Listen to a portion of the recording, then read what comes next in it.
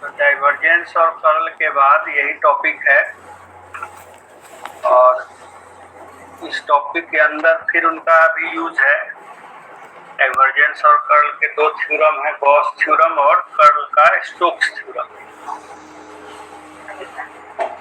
उनको समझने के लिए line, surface and volume integrals को हम लोग समझते हैं। नाम से ही क्लियर है कि ये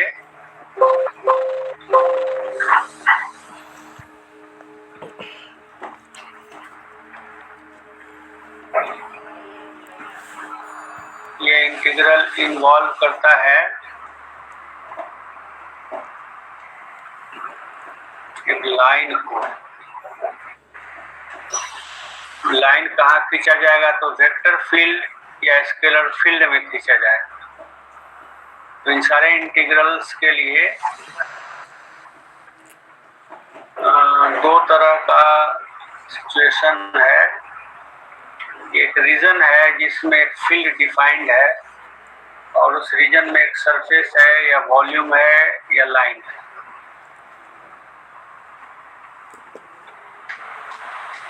तो मान लें कि हम लोग लाइन से स्टार्ट करते हैं, तो लाइन दो पॉइंट को ज्वाइन करने वाला एक कर्व है, ये लाइन। इस लाइन पर आप दो तरह से चल सकते हैं, A to B और B to A। तो जिस तरह से चलते हैं उसको कहते हैं orienting the line. A to B चलने का मतलब है कि A से हम लोग मेजरमेंट स्टार्ट करें इसके लेंथ का, तो B की ओर जाने से लेंथ बढ़ता जाएगा और बैक होंगे तो घटता जाएगा। तो we have to orient the line.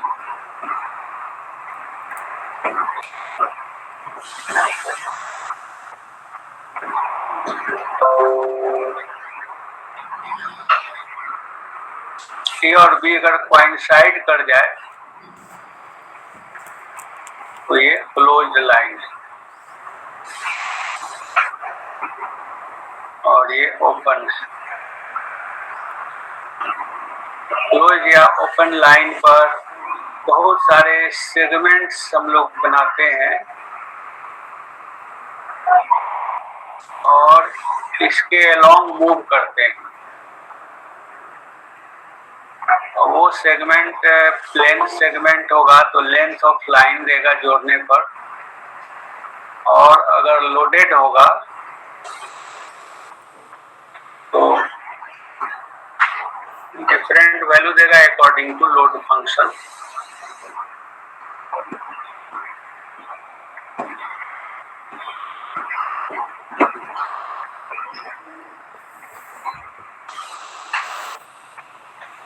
तो सबसे पहले आपको लाइन को ओरिएंट करना होता है। Orienting A line means choosing sense of positivity, choosing a sense of positivity, or in more clear words it is increasing or decreasing value of variable, increasing sense of variable, describing the line.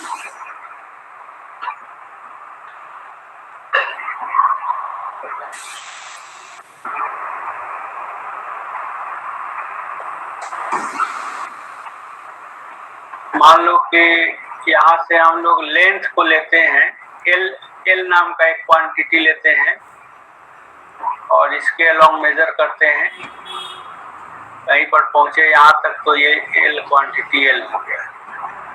अब ए से B की ओर जाने पर L increase करता है, तो this is the sense of positive L. Increasing L का यही सेंस, इंक्रीजिंग सेंस। तो इधर जाने से एल में जो चेंज होगा वो पॉजिटिव होगा, डीएल इज ग्रेटर देन 0। और इसके अपोजिट सेंस में अगर आप जाते हैं इस तरह से, then DL is negative.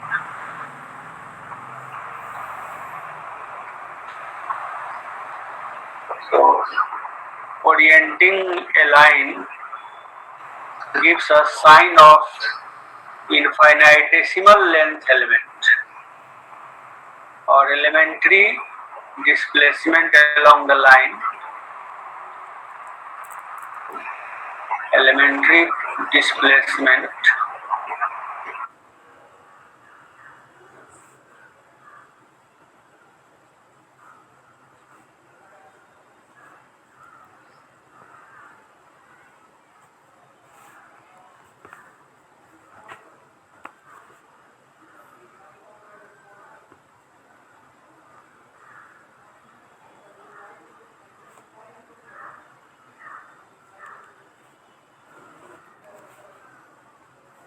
Clockwise और एंटी क्लॉकवाइज की बात होती है। ओपन रहेगा तो आप एक तरफ का सेंस ले लीजिए, और क्लोज्ड रहेगा तो उसमें क्लॉकवाइज और एंटी क्लॉकवाइज सेंस में जा सकते हैं। In the case of loop या क्लोज्ड पाथ और कंटूर भी बोलते हैं, UN TUR कंटूर।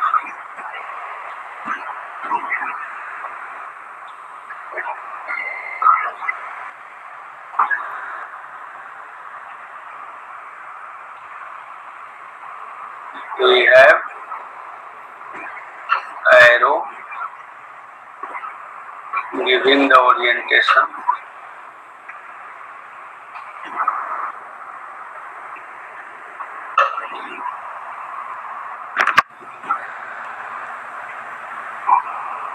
तो we need a differential element। मान लो कि DL है और DL को इंटीग्रेट करते हैं A से B तक, तो इसका सिंपल मीनिंग है कि इट इज लेंथ AB।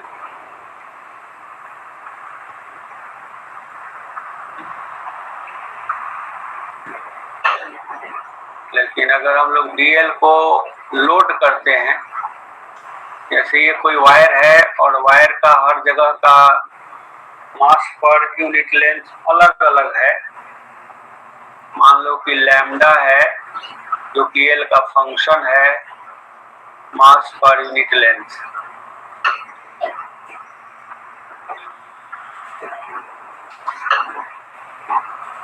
तब इस हालत में lambda DL will be mass in length DL।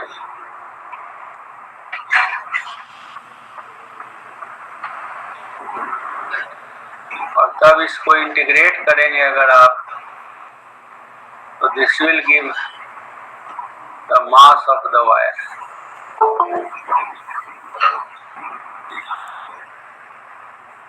So this is the loading function. DL length को ये लोडेड कर रहा है। अगर ये चार्ज पर यूनिट लेंथ है तो आपको टोटल चार्ज मिलेगा।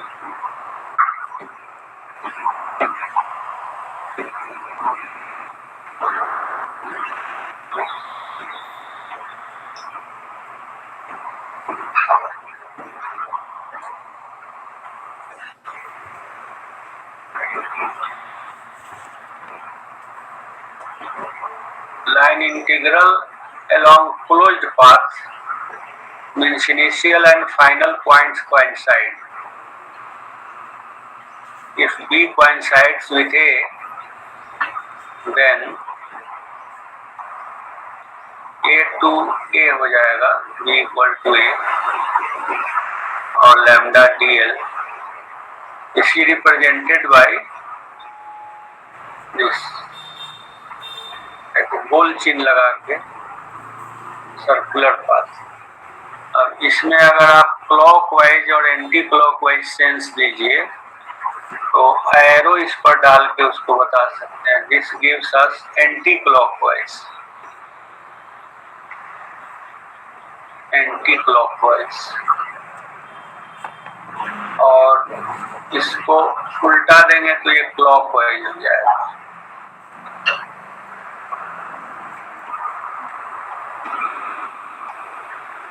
दोनों का वैल्यू एक ही आता हो तब इसको सिंपली ऐसे लिखा जाता है, sense in material.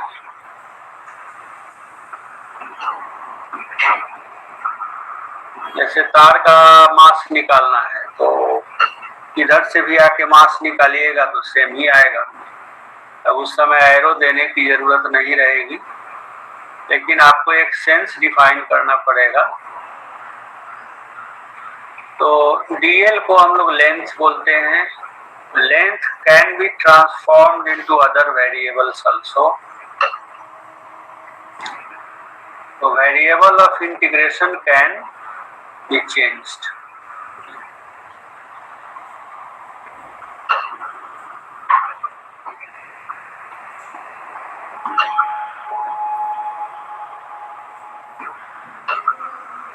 Changed to other forms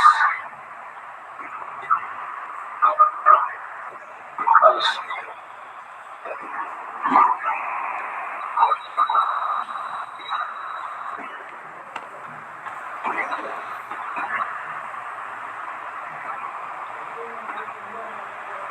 So if we have a function which may be a scalar or vector defined at every point of a line,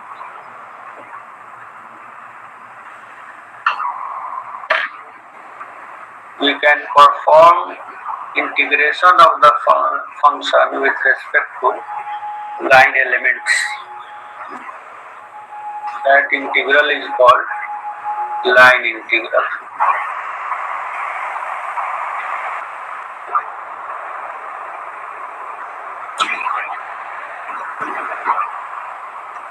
समझ में आ रहा है? दिखाई पड़ रहा है?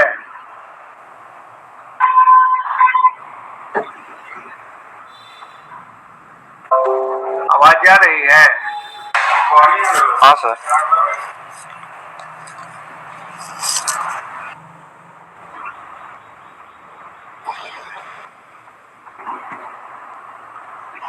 लैम्डा अगर एल का फंक्शन नहीं है तो जिसका फंक्शन है उस पैरामीटर को इंट्रोड्यूस करते हैं, इसको कहते हैं वेरिएबल ऑफ इंटीग्रेशन। चेंज किया जा रहा है।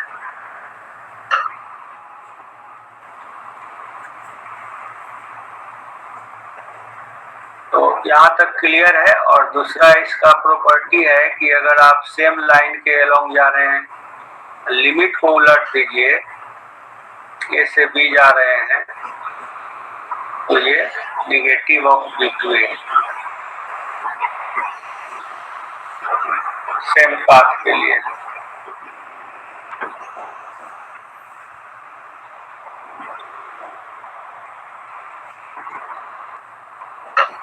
सेम पाथ पर साइन उलट देने से ट्रेवर्सिंग का सेंस उलट जाता है। ये कहता है कि ए से बी जा रही है, this is called lower limit.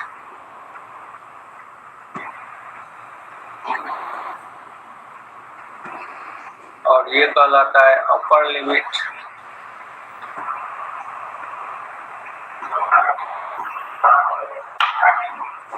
Lower limit need not be smaller than upper limit. उससे छोटा या बड़ा बराबर कुछ भी हो सकता है। बराबर होगा तो क्लोज पाथ हो जाएगा, जहां से चले वहीं पहुंच गए।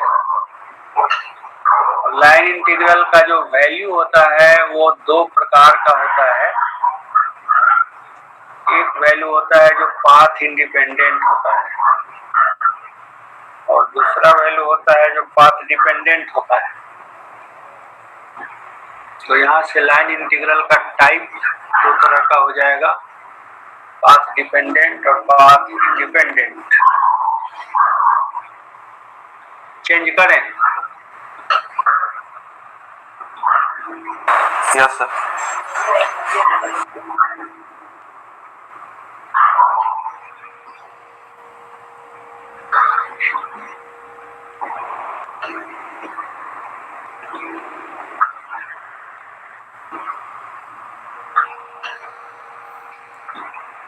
Path independent.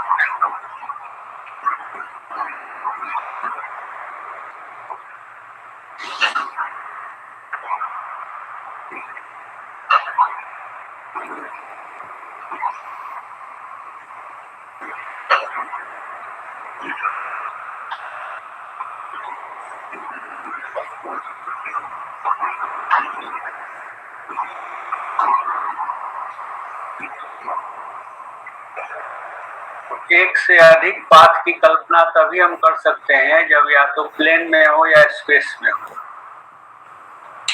अगर एक लाइन पर है तो या तो उसी लाइन के लॉन्ग आएंगे या उसके उल्टा आएंगे, एक ही पाथ है। लेकिन पाथ की संख्या एक से अधिक हो ये तभी संभव है जब हम लोग एक प्लेन में काम कर रहे हैं। मान लो कि ऐसे प्लेन है XY प्लेन और यहाँ से यहाँ जा रहे हैं, तो ये AB 2 पॉइंट है, इसको लाइन कनेक्ट कर रहा है। और दूसरा पॉइंट ऐसे ले सकते हैं, ऐसे B जाने का, और बीच में कोई नाम रख देते हैं 1 2।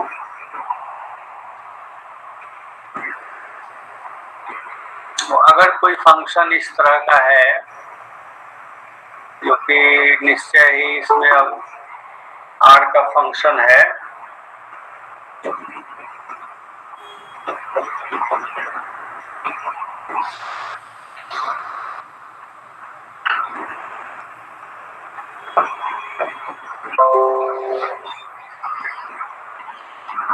तो XY प्लेन में इसका dx I और dyj लाइन एलिमेंट इस तरह का सेलेक्ट होगा और इसको इंटीग्रेट किया जाएगा A से B तक। R का मतलब है कि XY का फंक्शन है, और हमने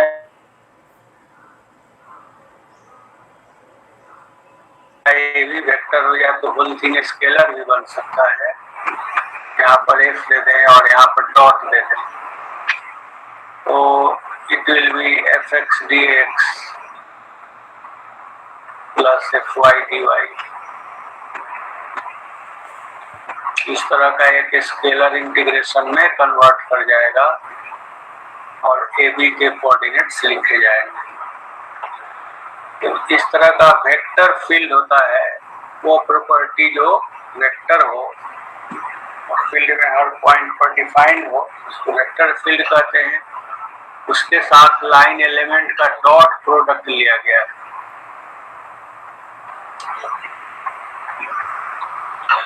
तो इसको कहेंगे line integral of vector field along the line A to B। ये पाथ पर डिपेंड कर सकता है, पाथ 1 से ले जाइए और पाथ 2 से ले जाइए तो अलग अलग वैल्यू जा सकते हैं। It not be necessary equal to A to B using path 2।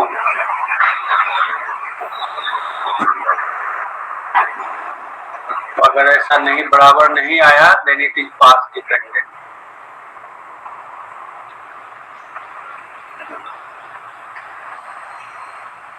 is path dependent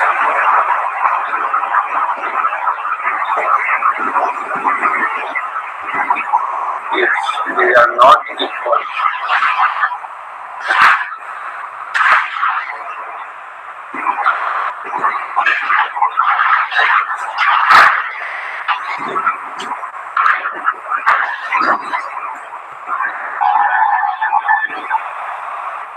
So fx may be function of x and y and fy also may be function of x and y। दोनों हर point पर x Y point पर x और Y को बदलने पर बदल सकते हैं दोनों। तो अगर हम लोग इसको पाथ इंडिपेंडेंट मानेंगे तो इसका मतलब है कि इंटीग्रल का वैल्यू केवल एंड पॉइंट्स पर डिपेंड करता है, और अगर पाथ डिपेंडेंट मानेंगे तो बीच के पॉइंट्स पर भी डिपेंड करेगा। तो एंड पॉइंट्स पर अगर इंटीग्रल का वैल्यू डिपेंड करता है तो पाथ इंडिपेंडेंट है। जैसे मान लीजिए कि आप एक्स स्क्वायर का वैल्यू निकालते हैं 1 से 2 तक, तो 1 से 2 तक आप किस रूट से गए उससे इसको मतलब नहीं रहता है, सिंपली x³/3 हो गया, और वैल्यू रखते हैं केवल एंड पॉइंट का, 2 और 1 बीच का वैल्यू नहीं रखते। ये पाथ इंडिपेंडेंट है। अब ये x³/3 का डिफरेंशियल ये x³/3 का d निकालोगे तो वो हो जाएगा x² dx, तो हो जाएगा ना। तो अगर किसी भी इंटीग्रैंड और वेरिएबल ऑफ इंटीग्रेशन को डिफरेंशियल फॉर्म में लिखा जा सके, ये डिफरेंशियल कहलाता है, तो उसका इंटीग्रल केवल इनिशियल फाइनल वैल्यू पर डिपेंड करेगा, तो पाथ से इंडिपेंडेंट हो जाएगा। तो इस होल थिंग को अगर किसी फंक्शन के डेरिवेटिव के रूप में लिखा जा सके तब ये पाथ इंडिपेंडेंट हो जाएगा।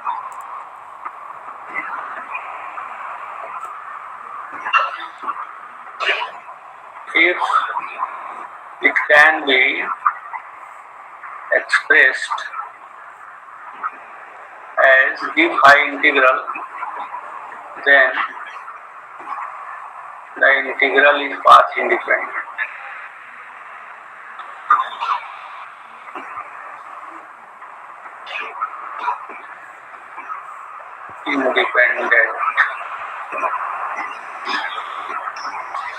देखिए, आप कैलकुलस से जानते हैं कि फाई अगर दो चीज का फंक्शन है तो डी फाई का मतलब होता है del phi by del x d x plus del phi by del y d y. अब इसको और इसको कंपेयर कीजिए तो यही चीज एफ एक्स है और ये चीज एफ वाई है।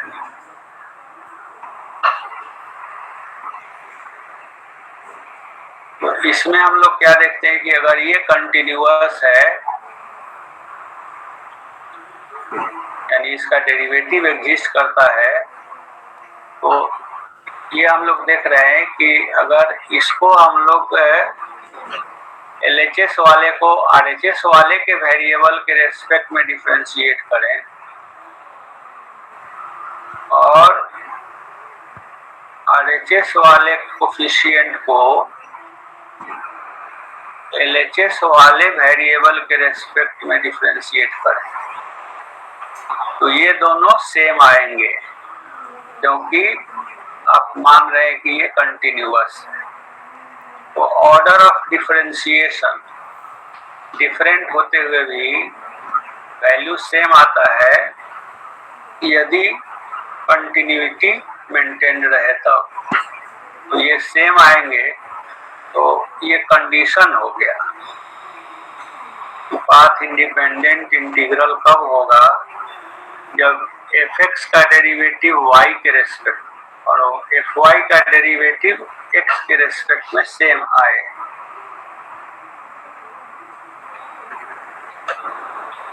तो जो x के साथ है उसका y डेरिवेटिव और जो y कंपोनेंट है ये y के साथ है उसका x डेरिवेटिव सेम आना चाहिए।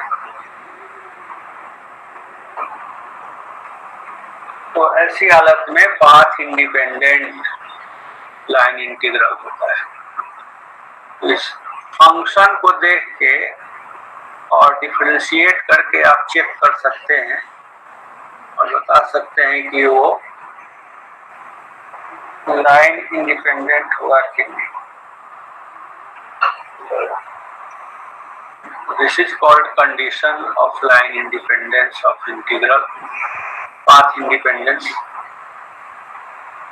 Condition for path independence.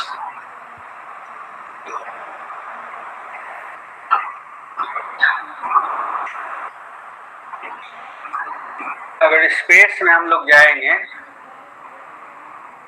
तो dr में एक और dz आ जाएगा, तब उस हालत में यहाँ पर एक z भी आ जाएगा।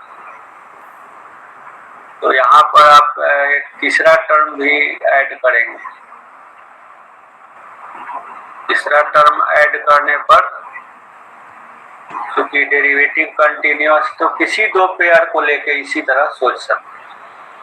कोई भी दो पेयर का डेरिवेटिव एक दूसरे के रेस्पेक्ट में यही आएगा।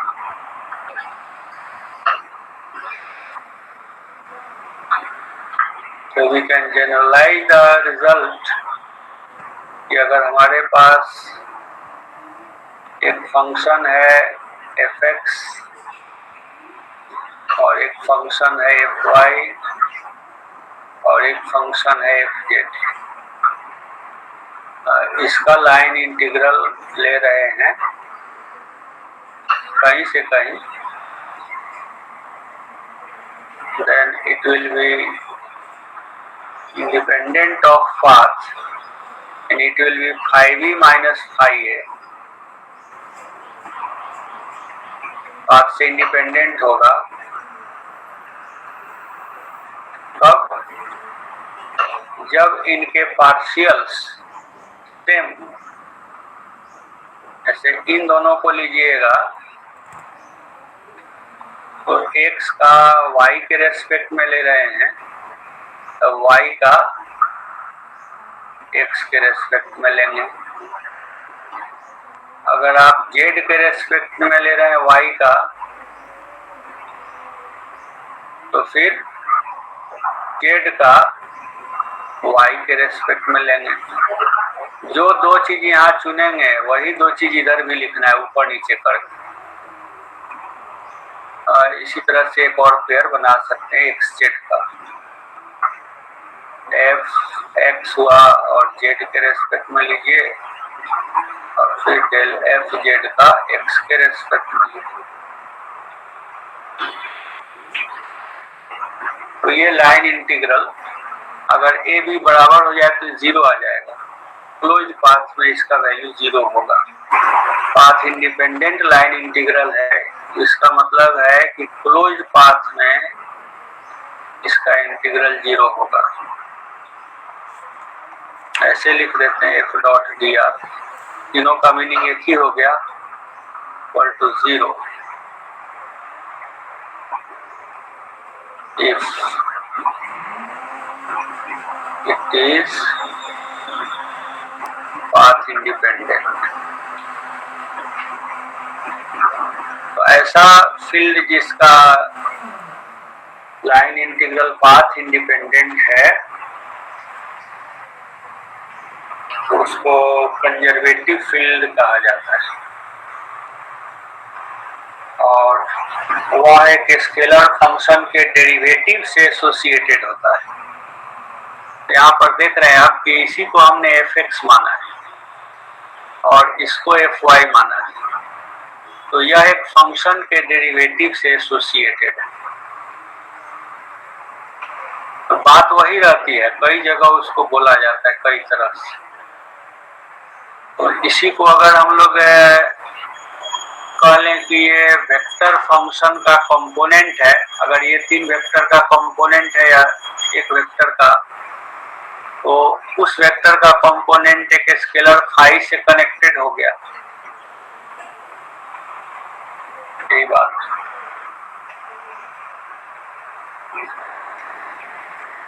इसमें आप माइनस भी लगा सकते हैं, दोनों तरफ माइनस लगाइएगा तभी बराबर ही रहेगा, इसलिए बाय कन्वेंशन आप कुछ भी कर सकते हैं।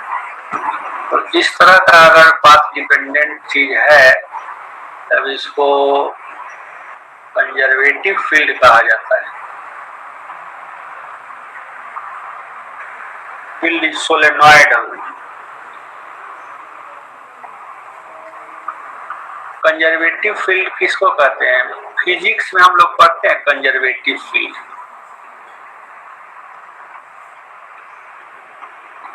कंजर्वेटिव फील्ड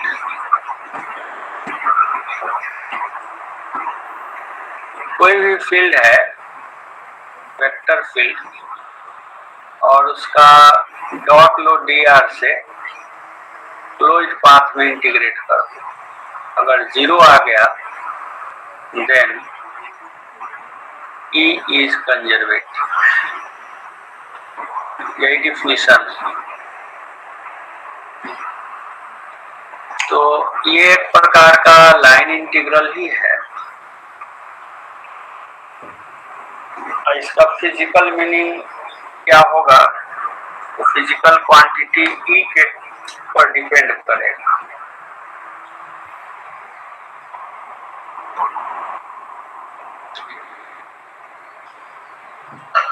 समझ में आ रहा है?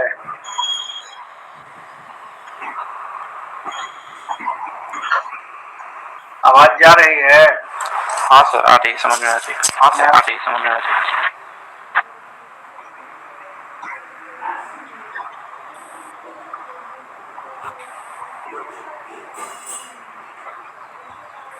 दूसरा लाइन इंटीग्रल जो पाथ डिपेंडेंट है उसका कोई जनरल थ्योरी नहीं है, तो उसको जब ये सेटिस्फाइड नहीं होगा तो वही बच जाएगा। तो इस तरह का ऑब्जेक्टिव क्वेश्चन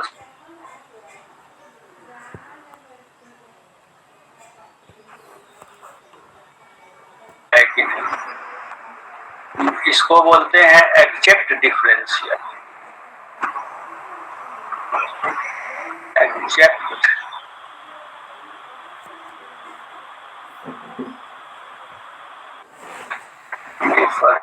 डिफरेंशियल।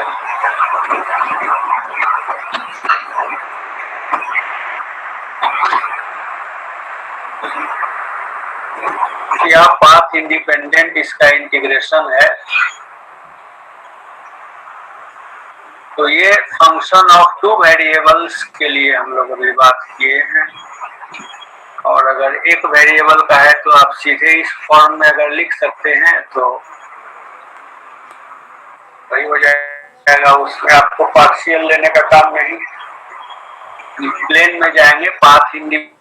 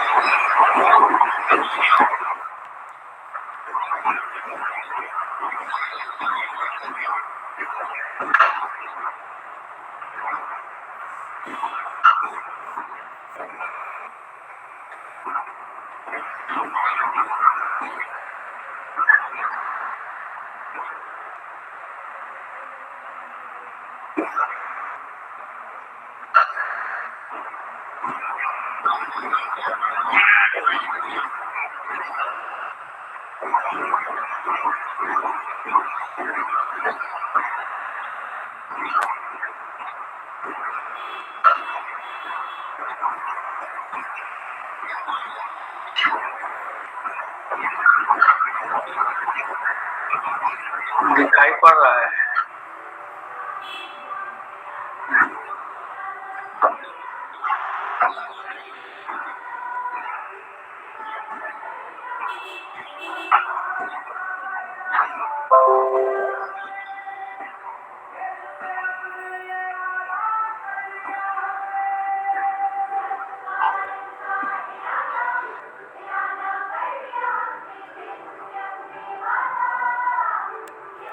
यहाँ तक कोई दिक्कत है?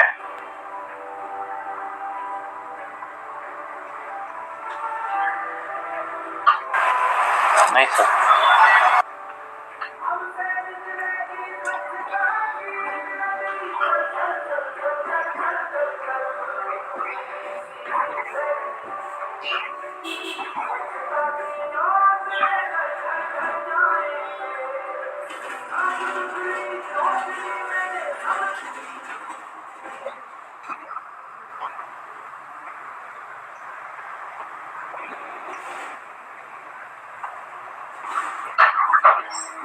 सरफेस इंटीग्रल,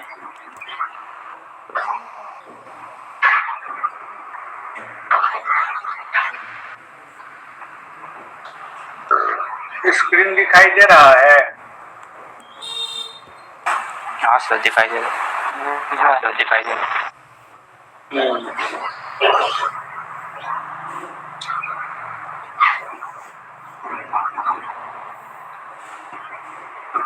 तो वेरिएबल ऑफ इंटीग्रेशन एक एलिमेंट्री सरफेस है, तो ऐसे इंटीग्रेशन को बोलते हैं surface integral.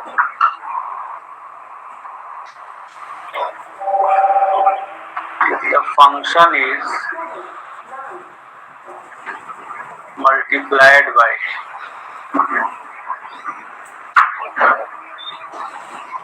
a surface element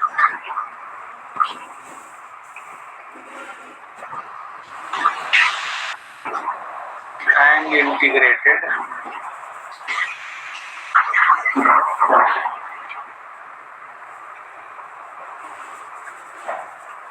over a given surface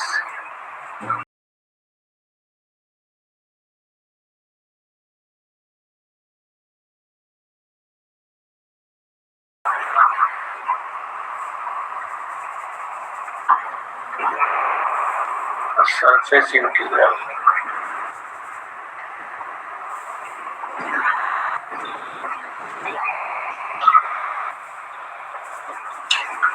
surfaces दो प्रकार के होते हैं, टाइप्स, ओपन सरफेस और क्लोज सरफेस।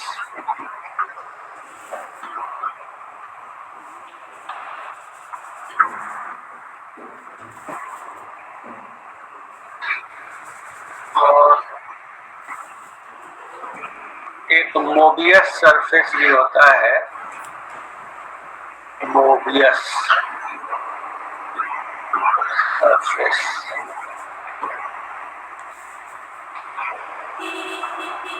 तो इन ऊपर वाले दोनों सरफेस में यूनिक नॉर्मल डिफाइंड है,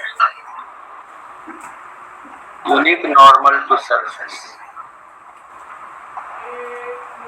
इज डिफाइंड है।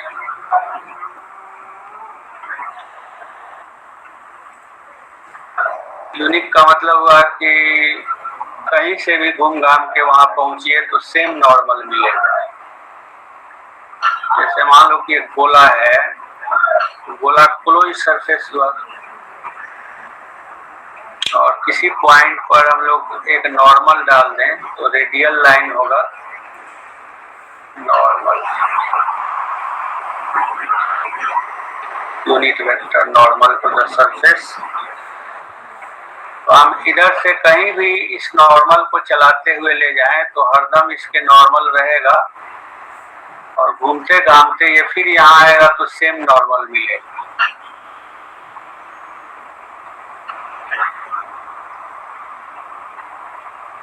तो this is a normal surface, it is not a Mobius surface. Mobius surface जानने के लिए सिंपली क्या कीजिए, 2 स्टेप कि एक फीता ले लो ऐसे, इसके बाद इस सिरा को फिक्स रखते हुए इसको 180 डिग्री से टर्न करो।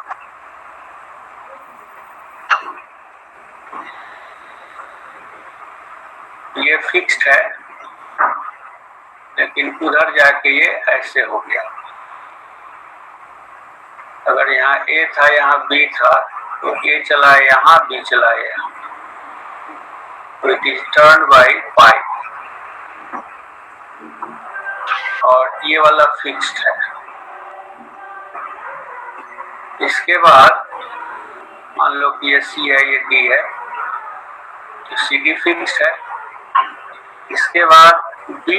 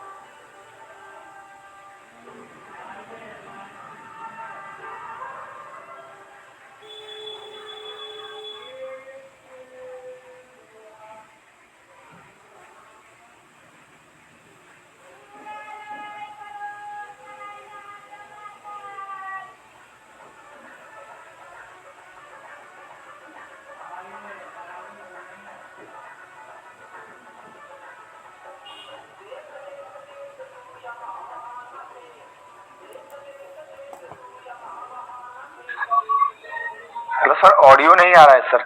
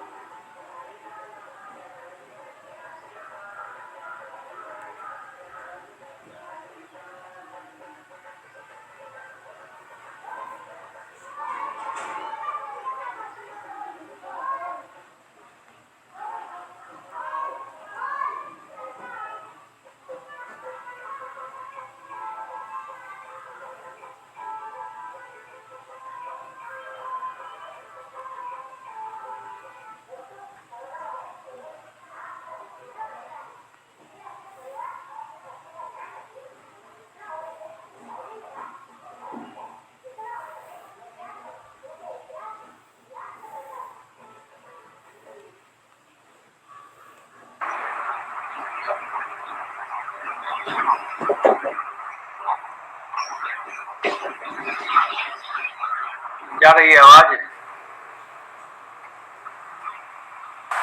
अब आ रही है सर। स्क्रीन दिख रहा है? नहीं सर, अभी नहीं दिख रहा है। लिंक टूट गया है, बचता है तो इसका मतलब खत्म हो जाता है, छोड़ देता है।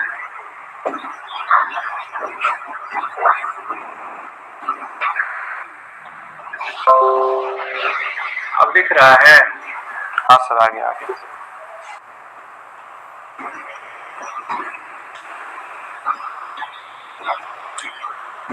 So closed surface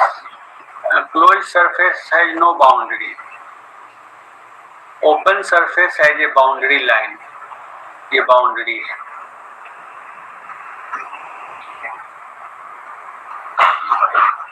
और close surface has no boundary. Sir थोड़ा मोबियस वाला पीस समझाइए ना सर, आवाज नहीं आया था आपका।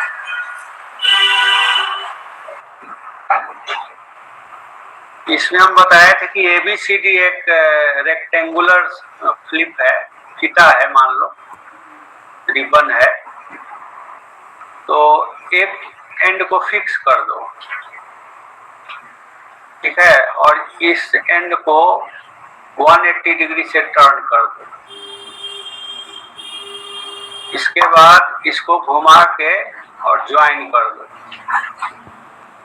तो इस तरह से जो सरफेस जनरेट हुआ, it is called Mobius surface.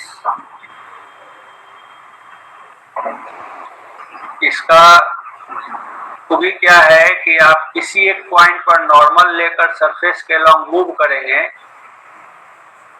और क्लोज्ड पाथ में उसी पॉइंट पर पहुंचेंगे तो नॉर्मल उलट जाता है। जैसे आउटवर्ड नॉर्मल लेकर चले और घूमते हुए आएंगे तो इनवर्ड पहुंचेंगे।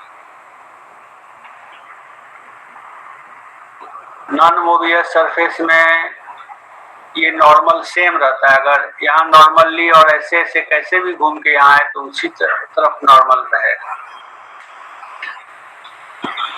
तो हम लोगों को ये सोचना है सरफेस इज नॉन मोबियस ही हम लोग पढ़ेंगे, उसी के अलोंग सरफेस इंटीग्रल डिफाइंड है।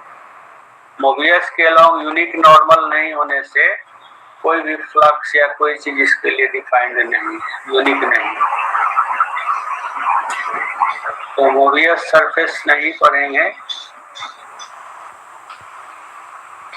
केवल तो लिखा भी नहीं रहता है कि ये मोबियस सरफेस है। इसके लिए सिंपली यही सरफेस एलिमेंट सेलेक्ट करना है, उसको गुना करना है और इंटीग्रेट कर देना है। सरफेस एलिमेंट DS से जनरली इंडिकेट किया जाता है, जिसको कहते हैं area, elementary area.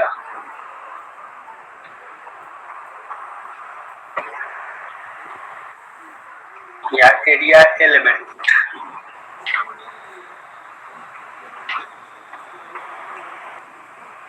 Differential area,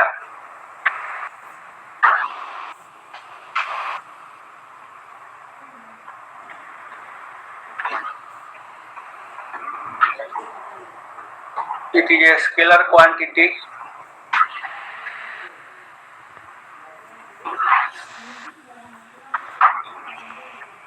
अब ये स्केलर है तो पॉजिटिव है कि निगेटिव है ये सोचना होगा। एरिया यूजुअली पॉजिटिव ही होता है, लेकिन जब आप कैलकुलस में आएंगे और एरिया एलिमेंट को दो डिफरेंशियल कोऑर्डिनेट्स के प्रोडक्ट के रूप में लिखेंगे, then it has some sign. जैसे एरिया को अगर आप ऐसे लिखते हैं dx dy, तो हो सकता है कि dx निगेटिव हो, dy पॉजिटिव हो, then ds will have some.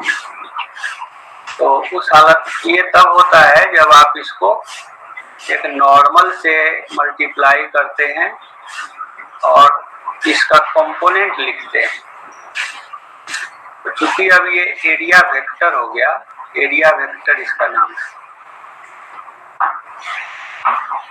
Area vector हो गया तब इसके कंपोनेंट में भी नेगेटिव और पॉजिटिव। ऐसे this is coefficient of unit vector के, तो it is component of area vector, then it may be positive और नेगेटिव। अगर खाली ऐसे लिखे हुए हैं तो इट इज पॉजिटिव, और एरिया वेक्टर का कंपोनेंट के रूप में ले जा रहे हैं देन इट में भी पॉजिटिव और नेगेटिव। तो यहाँ पर ये मैग्नीट्यूड है, it can not be negative, ये यूनिट वेक्टर है, तो whole thing is a vector. Area is a scalar, area vector is a vector. तो ये एरिया वेक्टर है, एरिया स्केलर है। दोनों में क्या फर्क है? एरिया वेक्टर एक ऐसा वेक्टर है जिसका लेंथ एरिया के वैल्यू को रिप्रेजेंट करता है और जिसमें एक डायरेक्शन है और वो डायरेक्शन है normal to the surface. Surface पर नॉर्मल है, n cap is perpendicular to surface. Surface और एरिया में क्या अंतर है?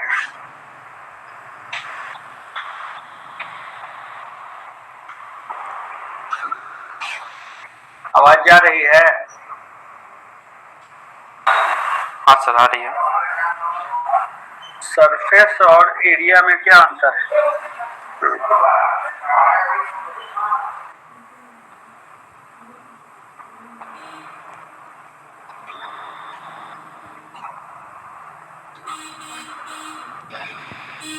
दोनों एरिया एक मेजरेबल क्वांटिटी है, इसको आप मेजर कर सकते हैं, और सरफेस एक ज्योमेट्रिकल कंसेप्ट है, जैसे लाइन और उसकी लंबाई, तो लेंथ ऑफ लाइन और सरफेस का एरिया ऐसे बोलते हैं हम लोग। तो ये बताओ कि ओपन सरफेस को कितना बाउंड्री पॉसिबल है?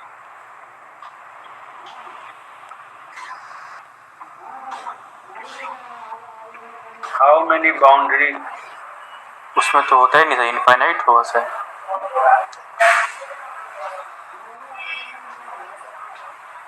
क्या चीज इनफाइनाइट होगा? बाउंड्री।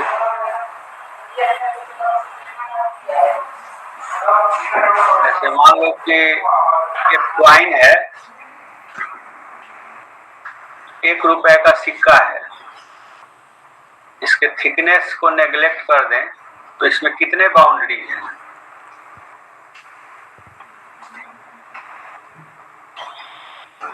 दो सर, ऊपर और नीचे। थिकनेस को नगण्य कर दिए तो फेस 2 है, फेस 2 है, एक इस साइड एक उस साइड, हेड टेल, हेड और टेल फेस हो गई इसकी। फेस नहीं पूछ रहे, बाउंड्री पूछ रहे हैं, बाउंड्री लाइन, यही है सर्कुलर बाउंड्री। कितने बाउंड्री हैं? एक ही सर्कल है ना? यस सर, एक ही है। एक ही बाउंड्री इसका। मान लो कि एक ग्लास है, ग्लास, ये इसका माउथ है, तो माउथ को कनेक्ट करने वाला ये सरफेस है जो घूम करके उधर से फिर इसी में आया हुआ है। तो यह जो लाइन है, क्लोज्ड लाइन, यही इसका बाउंड्री है, बाउंड्री लाइन।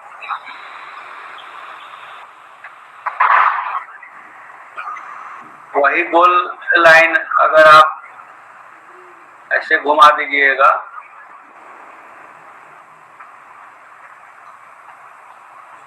किसी दूसरे बर्तन का, वही बाउंड्री हो जाएगा, वही गोल।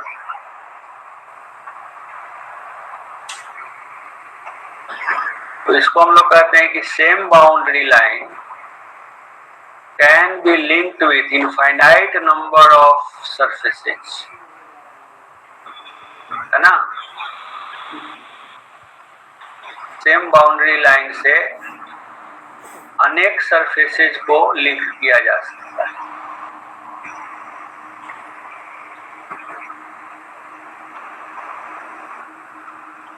बाउंड्री का मतलब क्लियर हुआ?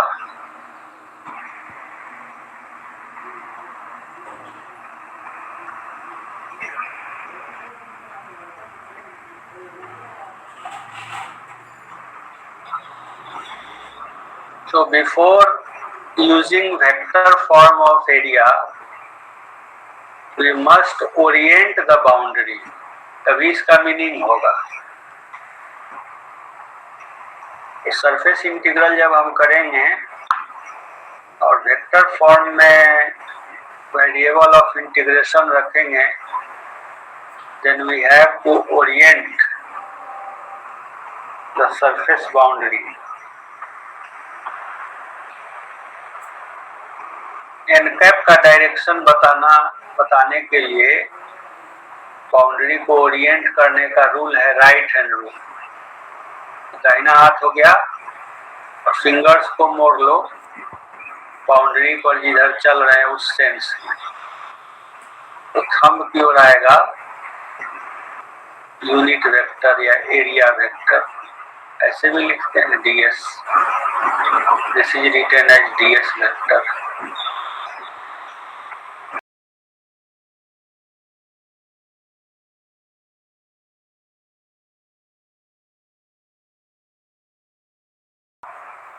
और इस पर ये नॉर्मल है। ये मान लो कि बाउंड्री है और इस पर ऐसे चल रहे हैं, फिंगर इसी के अलॉन्ग मोड़ रहे हैं। Fingers are curved in the sense of orientation. ये ओरिएंटेशन है, ओरिएंटेड बाउंड्री। लाइन इंटीग्रल में भी हम लोग एक सेंस ऑफ पॉजिटिविटी लिए थे और सरफेस इंटीग्रल में भी एक सेंस ऑफ एरिया वेक्टर ले रहे हैं बाय राइट हैंड रूल। तो ओपन सरफेस के लिए ये रूल है, if the surface is closed then outward normal उसका यूनिट वेक्टर होता है। क्लोज सरफेस होगा तो इसका बाहर की ओर जो नॉर्मल होगा ऐसे दिखाया जाएगा DSN क्लोज्ड। क्लोज सरफेस के लिए फिक्स्ड कन्वेंशन है, ओपन सरफेस के लिए एक ही पॉइंट पर दो पॉसिबिलिटी है। अगर आप ओरिएंटेशन ऐसे करते हैं जैसा दिखाए हैं तो ऊपर की ओर, इसके उल्टा करते हैं तो नीचे। So we have to state the orientation of boundary before integration. ये कहिएगा कि किधर ओरिएंट किए हैं उसी के अनुसार, otherwise it will be ambiguous in sign, plus minus sign का अंतर पड़ेगा। ये ऊपर है और एक और नीचे पॉसिबिलिटी वाला है, तो ये दोनों में साइन का केवल फर्क है। तो अगर आप ऐसे जाते हैं डॉटेड लाइन से इसको दिखा देते हैं, अगर ऐसे जाते हैं तो ये वाला यूज होगा, नीचे चला जाएगा ds।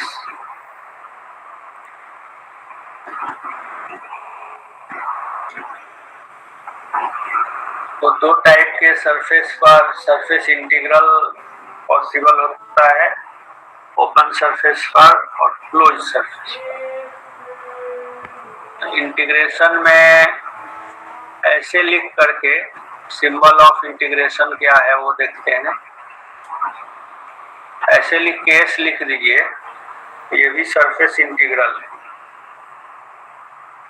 या दो इंटीग्रल साइन दीजिए तो इसका मतलब है कि we are using two variables. जैसे यहाँ पर dx dy है तो x और y दो वेरिएबल, तो दो वेरिएबल को ये शो करता है। This is also surface integral.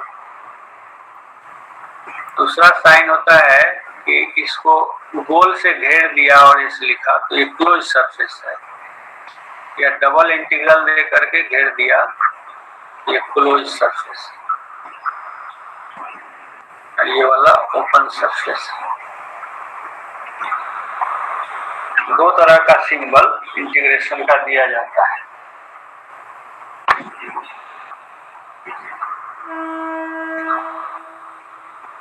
इसके बाद सोचना ये है कि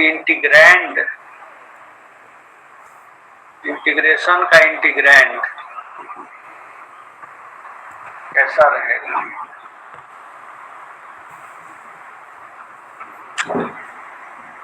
जैसे अगर हम लोग खाली ऐसे लिखते हैं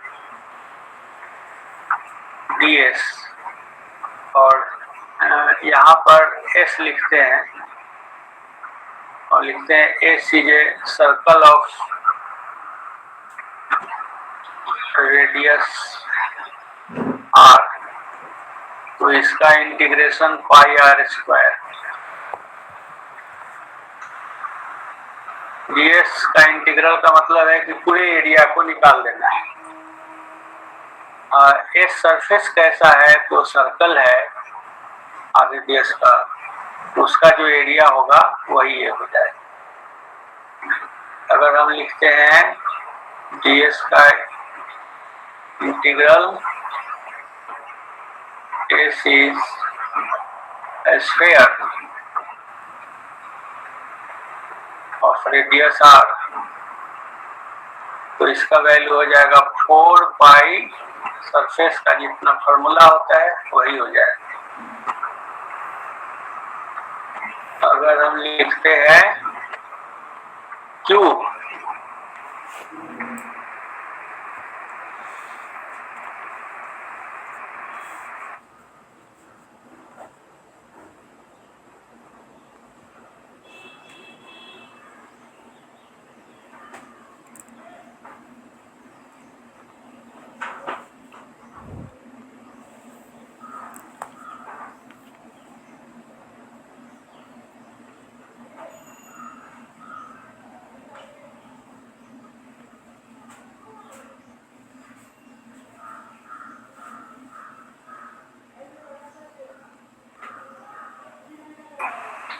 और इसको छोटे छोटे पार्ट्स में डिवाइड किया गया।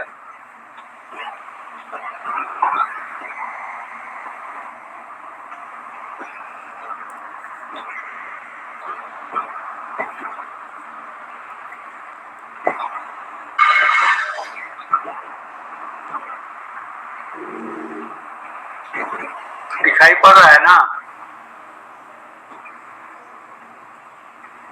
हाँ सर, दिखाई दे रहा है। और छोटे छोटे पार्ट से मान लो कि चार्ज है, सिग्मा चार्ज है पर यूनिट एरिया,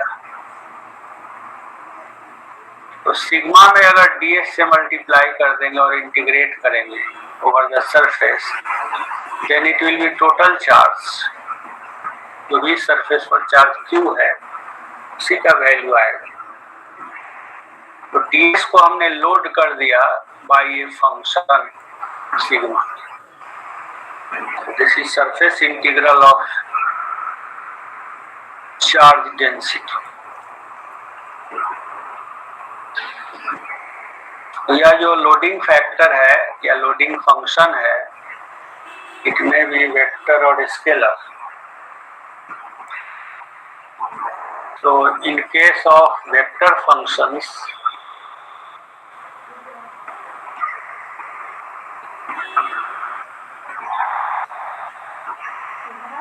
f अगर कोई वेक्टर है तो इसमें हम लोग ऐसे ds से मल्टीप्लाई कर सकते हैं, डॉट प्रोडक्ट यहाँ लेते हैं, तो ये फ्लक्स कहलाता है। It has a special name, flux of f.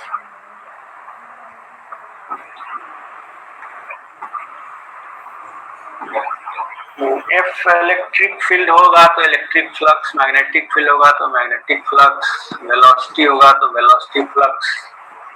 जैसा फील्ड होगा वैसा इसका नाम है। और चूंकि आप ds को भी 3 कंपोनेंट में बांट सकते हैं और f को भी, तो you can write down this as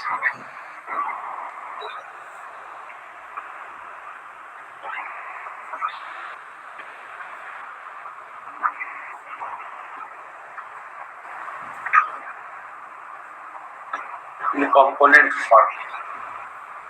What is the meaning of dsx? ds समझ लीजिए, x axis, y axis, z axis. dsx is x component of the vector ds। तो x एक्सिस की ओर जो यूनिट वेक्टर है i, इसी से ds का component लिया गया है। तो i किस पर नॉर्मल होता है? तो वो dy dz नाम का जो एलिमेंट्री एरिया होगा उस पर नॉर्मल होगा। तो इसको ही कहा जाता है dsx। i का कोफिशिएंट में यही आएगा। और उसी तरह से dsy, तो y किस पर नॉर्मल है? तो y एक्सिस नॉर्मल है xz पर। तो dsy का मतलब हुआ y को छोड़ dx dz। और तीसरा जो कंपोनेंट है z वाला, तो k के डायरेक्शन में है। k के नॉर्मल हुआ, k को छोड़कर xy बचा dx dy। तो इसको जब आप डबल इंटीग्रल में कन्वर्ट करेंगे तो कंपोनेंट को इसी तरह से कोऑर्डिनेट्स में बदल देंगे और तब इंटीग्रेट कर सकते हैं। इसके इंटीग्रेशन के कई तरीके होते हैं। सुटेबल लेंथ लेकर, सुटेबल एरिया लेकर इंटीग्रेट किया जाता है। That depends on cases, case के अनुसार इंटीग्रेट करते हैं। अब जैसे cylindrical surface area use, symmetrical symmetry है तो रेक्टेंगुलर, स्फेरिकल सिमेट्री,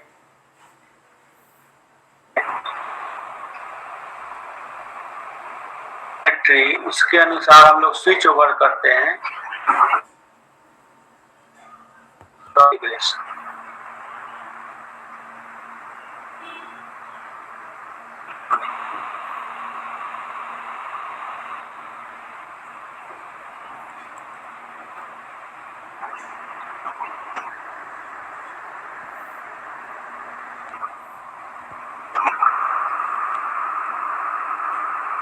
जैसे मान लो कि अल्फा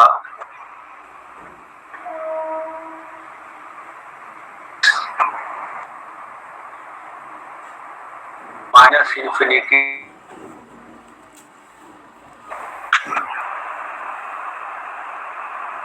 इसका वैल्यू वही आएगा। मान लो कि अल्फा की जगह पर डाल दें,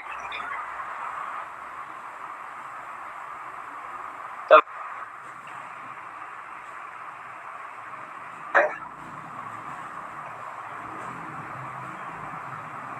कर दें तो आई स्क्वायर, और ये एक्स स्क्वायर प्लस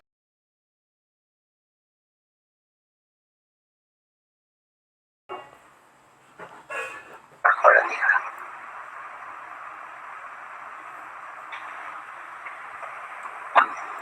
तो अब ये सरफेस इंटीग्रेशन,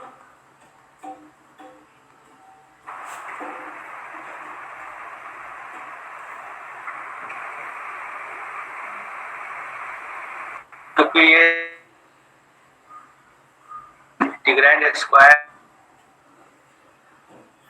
प्लस इन्फिनिटी को 0 से इन्फिनिटी करके डबल कर सकते हैं, डबल करके भी कैलकुलेट कर सकते हैं। अब यहाँ पर हम ये दिखाना चाहते थे कि ये xy में जो इंटीग्रेशन है,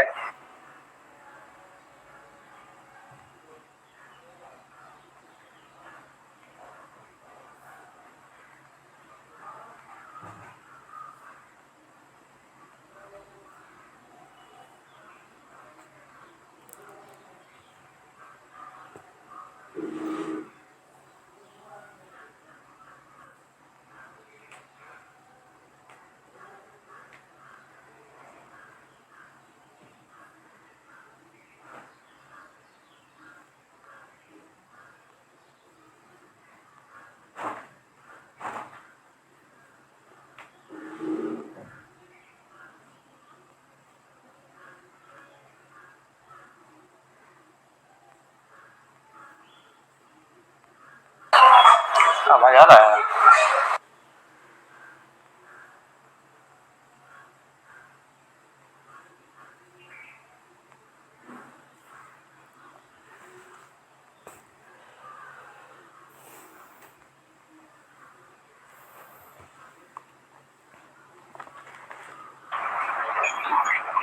तो यहाँ पर चेंज हो गया ये, R0 से इन्फिनिटी जाएगा और थीटा 0 से π/2 जाएगा।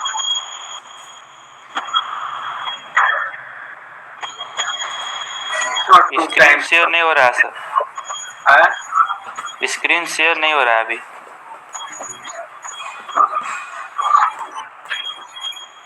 ड्रॉप कर जाता है।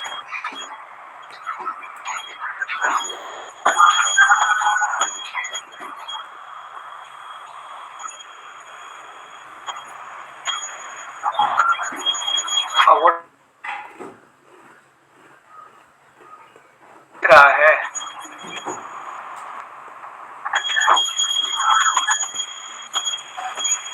हाँ सर, अब आ गया, आ गया सर। तो ये मैंने एक एग्जांपल दिया कि we can change variable of integration. तो ये रेक्टेंगुलर से कैसे हम लोग इसमें पहुंच सकते हैं।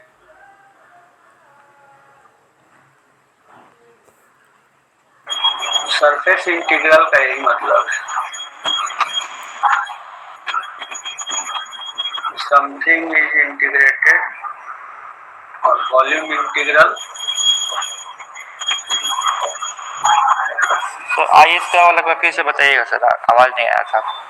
इसका आई स्क्वायर के बाद जो लिखे हैं ना, 2 इंटीग्रेशन लिए हैं।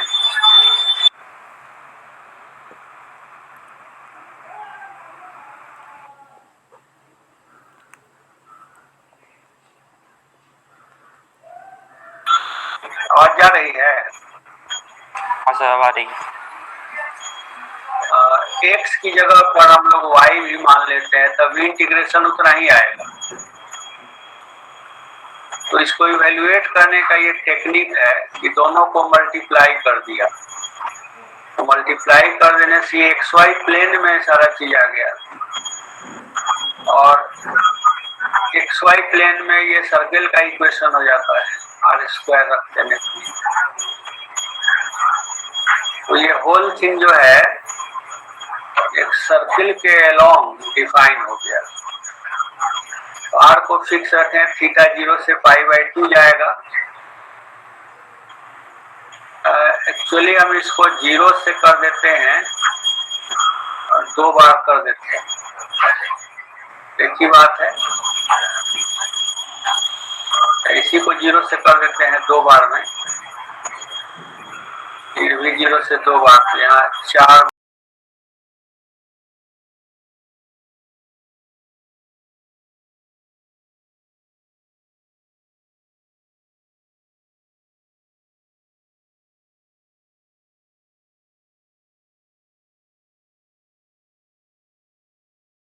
वही वैल्यू आएगा जो ट्वाइस ऑफ 0 to इंफिनिटी में आएगा।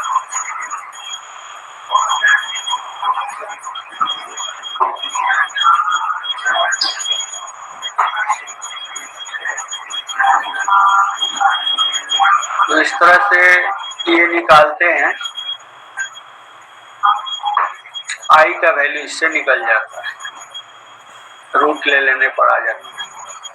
क्योंकि ये इंटीग्रल आसान है, R/dr है, R² d लिख के इसको इंटीग्रेट करना है, और थीटा का d थीटा का इंटीग्रल π/2 आता है। इस तरह से इंटीग्रेट हो जाता है। तो कहने का मतलब है कि जरूरत पड़ने पर हम लोग वेरिएबल ऑफ इंटीग्रेशन को दूसरे फॉर्म में ले जाकर जहाँ पर इजी हो कैलकुलेशन उस फॉर्म में ले जा सकते।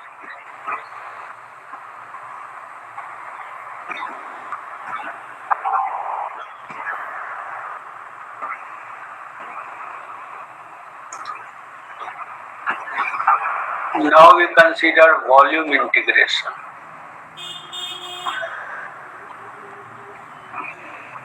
So integration of a function with respect to volume.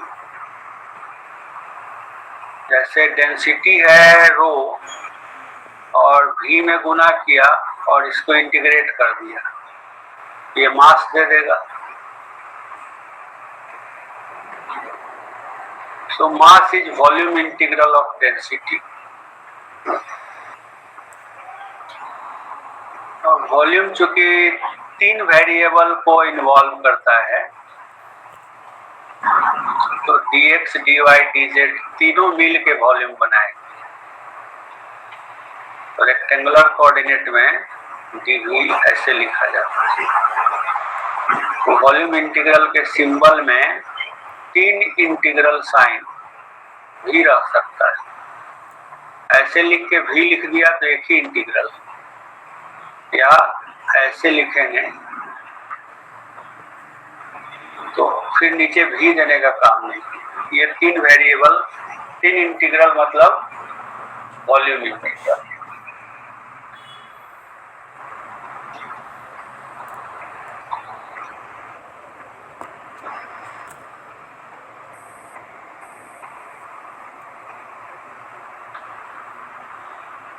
Volume integral density function का होता है और वॉल्यूम कोई चीज डिफाइंड है तो उसको यहाँ डाल दीजिए, it will B a function, उसको वॉल्यूम पर इंटीग्रेट कर सकते हैं। वॉल्यूम हमेशा क्लोज्ड सरफेस का ही होता है,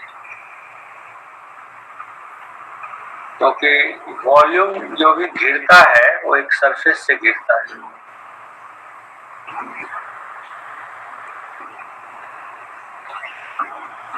Volume is contained in a closed surface.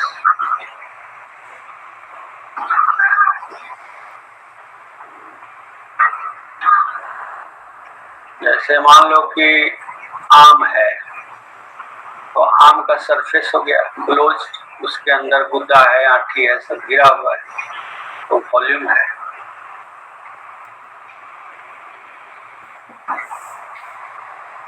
और एक वॉल्यूम का जो बाउंड्री होगा वह सरफेस होगा, और सरफेस का बाउंड्री लाइन होता है और वॉल्यूम का बाउंड्री सरफेस होता है।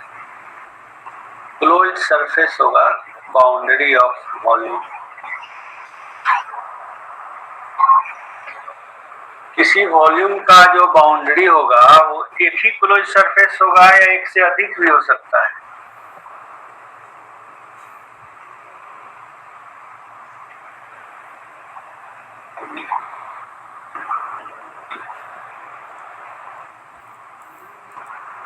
आवाज जा रही है? हाँ सर, आ रही है। कोई ऐसा वॉल्यूम एक से अधिक क्लोज सरफेस से घिरा हुआ हो, कोई ध्यान पर है? कोई ऐसा सब्सटेंस जिसमें एक से अधिक क्लोज सरफेस हो? Cylinder sir, cylinder. सिलेंडर में भीतरी सरफेस है और बाहरी सरफेस है। मतलब ऊपर 2 सरफेस और एक सर्कुलर मतलब राउंड टाइप का, वो सब मिला के ना क्लोज हुआ। कर्व सरफेस और फ्लैट सरफेस मिला के क्लोज हो गया। एक हॉलो करोगे तो भीतरी सरफेस आएगा, एक हॉलो करोगे तो भीतरी सरफेस आएगा।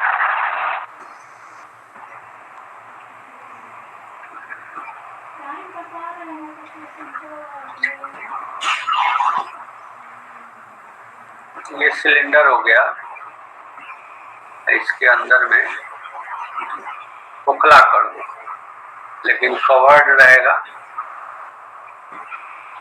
तो इसमें दो क्लोज सरफेस हो गया,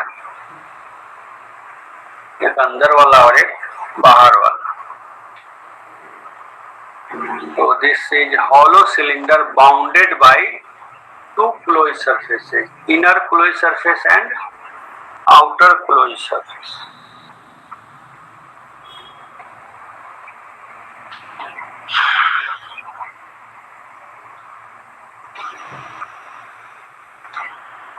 एक खोखला गोला रहता है hollow sphere, तो इसमें भी दो क्लोज सरफेस है और ये इससे घिरा हुआ है।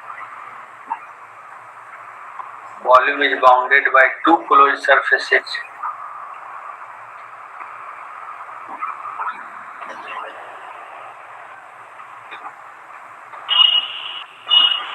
समझ में आया?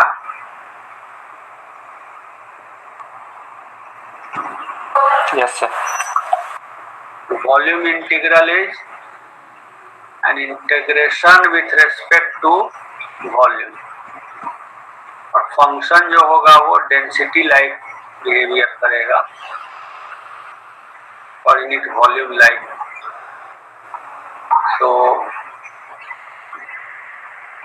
वॉल्यूम में क्या है उस पर डिपेंड करेगा। चार्ज है तो चार्ज डेंसिटी ले सकते हैं, मास है तो डेंसिटी ले सकते हैं। अगर पार्टिकल वॉल्यूम के अंदर मूव कर रहा है तो उसके कारण अगर चार्ज है तो करंट डेंसिटी बन सकता है। कुछ भी हो सकता है वॉल्यूम के अंदर, वेक्टर या स्केलर हो सकता है। वॉल्यूम इज ऑलवेज स्केलर, ये हमेशा स्केलर ही रहेगा। एरिया वेक्टर के तरह ये कभी वेक्टर अभी नहीं डिफाइन हुआ है। इसका आर्गुमेंट जिसको इंटीग्रेट कर रहे हैं दैट में भी स्केलर और वेक्टर।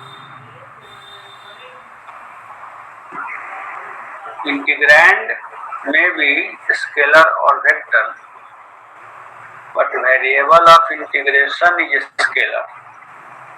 तो इंटीग्रल कहते हैं उसको जो इंटीग्रेट करके इंटीग्रल में भी वेक्टर और scalar depending on integrand.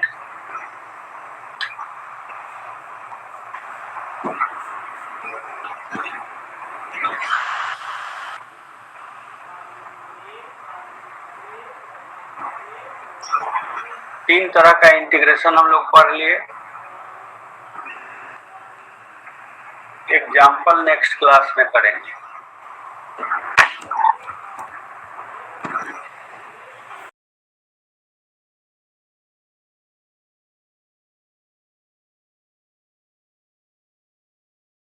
Problems बनाना चाहिए,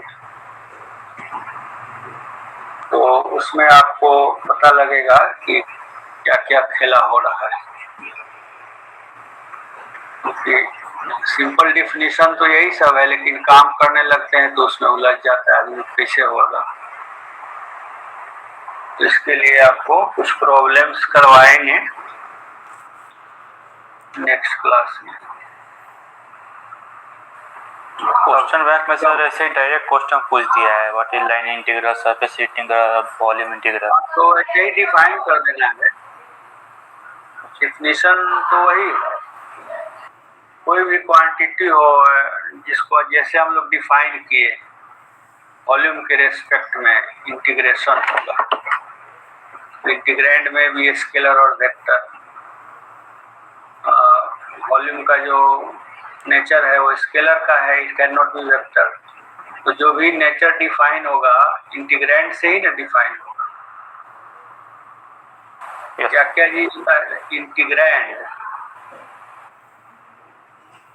इंटीग्रैंड एक हुआ जो डीवी के बगल में लिखा हुआ है। वेक्टर भी हो सकता है और स्केलर भी हो सकता है।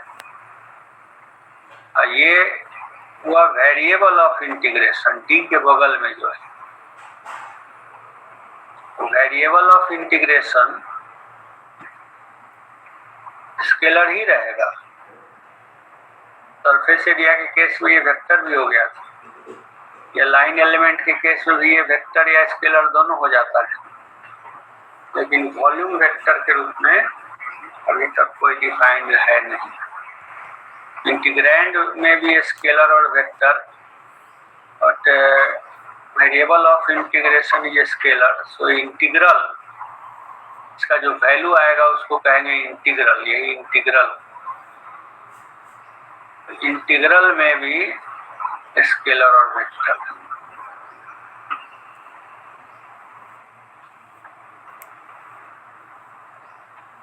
अब वेक्टर फील्ड में हम लोग जाते हैं तो दो थ्योरम निकालते हैं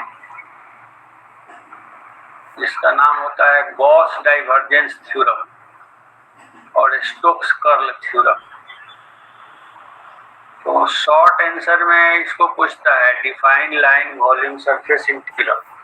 एक पैराग्राफ या 1 पैराग्राफ में ये हो जाएगा, और इसके साथ एक अगर 10 नंबर का है तो कोई चीज प्रूफ करने के लिए पूछ लेगा। प्रूफ करने वाले में दो चीज है, गॉस डाइवर्जेंस थ्योरम और स्टोक्स कर्ल थ्योरम, और उसका कोरोलरी ग्रीन्स थ्योरम कहलाता है।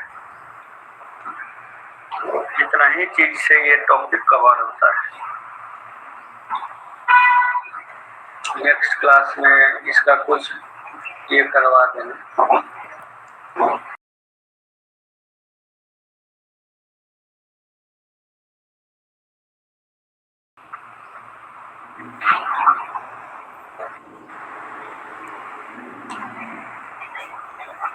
अगर डीवी का इंटीग्रल हमको निकालना हो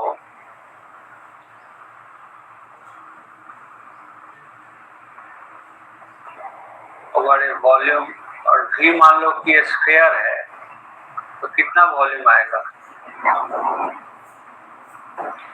4/3 पाई आर क्यूब।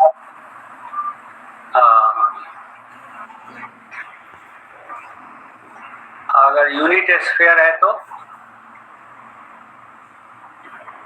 रेडियस 1 हो गया तो 4 पाई आ जाएगा।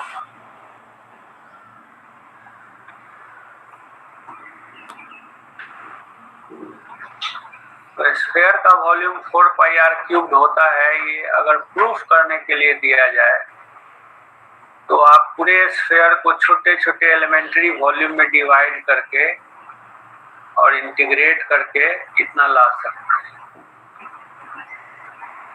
ले आइएगा प्रूफ करके। Proof that volume of sphere is 4/3 pi r cube. तो वॉल्यूम इंटीग्रल से आएगा।